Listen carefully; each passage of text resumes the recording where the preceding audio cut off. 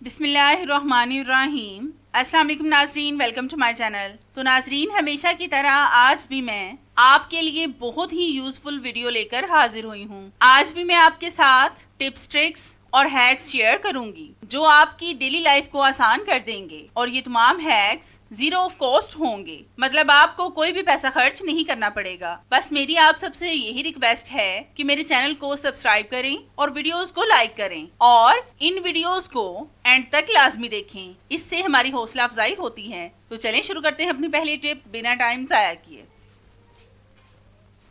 नाज़रीन, ये टिप मेरी इस तरह के बर्तनों से रिलेटेड है। जैसा कि सबको पता है कि मार्बल के ये बर्तन कितने ज्यादा कॉस्टली मिलते हैं। अगर ये जरा सा नीचे गिर जाएं तो फौरन से टूट जाते हैं, लेकिन अक्सर हम इनको एक दूसरे के ऊपर रख देते हैं जिससे इनमें स्क्रैचेस पड़ जाती हैं, जिससे फिर ये बर्तन बुरे लगना शुरू हो जाते हैं। जिस तरह के ये बर्तन बहुत कॉस्टली मिलते हैं, अगर इनमें स्क्रैचेस पड़ जाएं तो हमें बहुत ज्यादा दुख होता है। आज मैं इनको सेव करके रखने की टिप बताऊंगी जिससे इन पर बिल्कुल भी लाइनें नहीं पड़ेंगी। तो इसके लिए हम लेंगे एक कपड़े का शॉपिंग बैग। इसको हम अपने बर्तनों के हिसाब से छोटे छोटे टुकड़ों में काट लेंगे। इस तरह के शॉपिंग बैग्स को हम अक्सर बेकार समझकर फेंक देते हैं, लेकिन आज हम इस बेकार शॉपिंग बैग से जुगाड़ लगाकर अपने महंगे महंगे बर्तनों को टूटने और स्क्रैचेस पड़ने से बचा सकते हैं। आप अपने बर्तनों के हिसाब से ही इसकी कटिंग करें। तो हमने भी इनको काट लिया है। अब हम एक प्लेट में पहले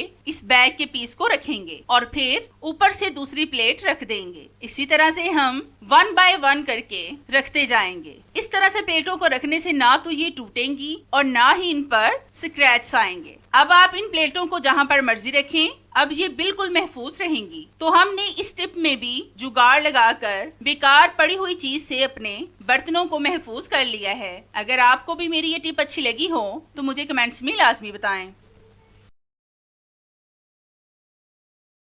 आज मैं आपको इसका बेहतरीन सा हल बताऊंगी जिससे जले हुए का भी इस्तेमाल हो जाएगा और ये जाया भी नहीं करना पड़ेगा। तो इसके लिए आपने लेना है ग्रेटर। इसको आपने ब्रेड के जले हुए हिस्से पर रब करना है। इस तरह से रब करने से जले हुए पार्ट्स रिमूव हो जाएंगे और आपका ब्रेड बिल्कुल ठीक हो जाएगा। फिर आपको इसको खाने में भी परेशानी नहीं होगी और ये कड़वा भी नहीं लगेगा, बल्कि जिसको हम वेस्ट करने वाले थे उसका भी इस्तेमाल हमने कर लिया। तो ये टिप आपको कैसी लगी मुझे कमेंट्स में लाजमी बताएं।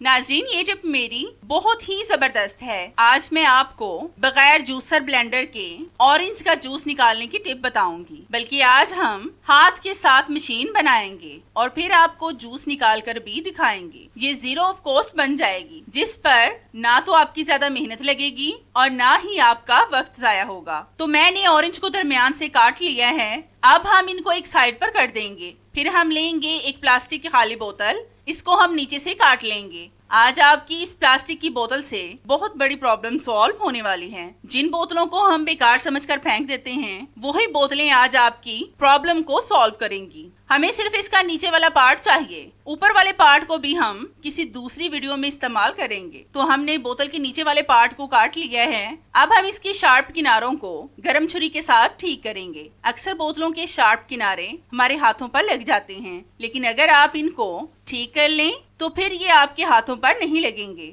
अब हम इस बोतल को एक बॉल के अंदर रखकर इससे जूस निकालेंगे। बोतल के नीचे जो फ्लावर बना होता है, इससे बहुत जबरदस्त जूस निकलेगा। इससे आपकी बिजली की भी बचत होगी, क्योंकि अगर हम जूसर वगैरह का इस्तेमाल करते तो हमें बिजली का खर्च करना पड़ता। इसलिए ये तरीका बिल्कुल बेस्ट है बिजली को बचाने का। ऑरेंज में विटामिन सी और ई वाफर मिकदार में पाया जाता है। ये चेहरे पर कुदरती निखार लाने, खून को साफ करने, जिल्द को सेहतमंद बनाने और इससे दिल, गुर्दे और फेफड़ों के कैंसर के खिलाफ तहफ़्फ़ुज़ मिलता है। ये विटामिन सी से भरपूर होते हैं और अगर ये रोजाना इस्तेमाल किए जाएं तो आपके जिस्म का मुदाफ़ती निज़ाम मजबूत होगा और आप बीमारियों से महफूज रहेंगे। इसलिए रोजाना एक ऑरेंज खाने की आदत बना लें। तो हमने जूस निकाल लिया है। अब मैं आपको इसको ग्लास में डालकर दिखाती हूँ। तो ये देखें व्यूवर्स, हमने विदाउट जूसर ब्लेंडर के ऑरेंज जूस निकाल लिया है। अब आप इसको पिएं और इंजॉय करें। तो है ना ये भी जबरदस्त टिप जिससे आपको फायदा होगा।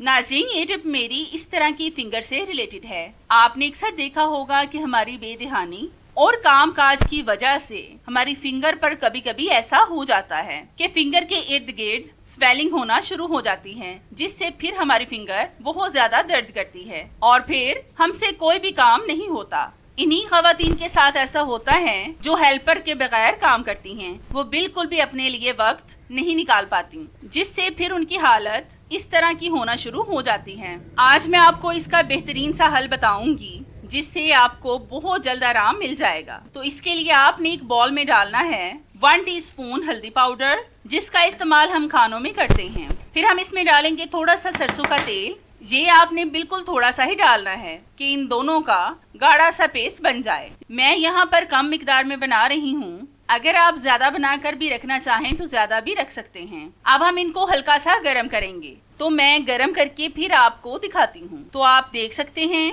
कि मैंने इसको हल्का सा गरम कर लिया है। अब मैं आपको इसको अपनी फिंगर पर लगाकर दिखाती हूँ। इस तरह से आपने इसको लगाना है। इससे ये होगा कि हल्दी आपकी फिंगर से तमाम जर्म्स और बैक्टीरिया का खात्मा करके फौरन सुकून देगी। अगर आप इसके ऊपर कोई सॉफ्ट सा कपड़े का पीस बांधना चाहें तो वो भी बांध सकते हैं, लेकिन कोशिश करें कि रात के वक्त सारे काम निपटा कर फिर इस पेस्ट को लगाएं, ताकि आपको जल्दी फायदा हो। बस 1-2 बार लगाने से आपको इससे आराम आ जाएगा। तो है ना ये भी जबरदस्त सी टिप, जिससे आपको फायदा होगा।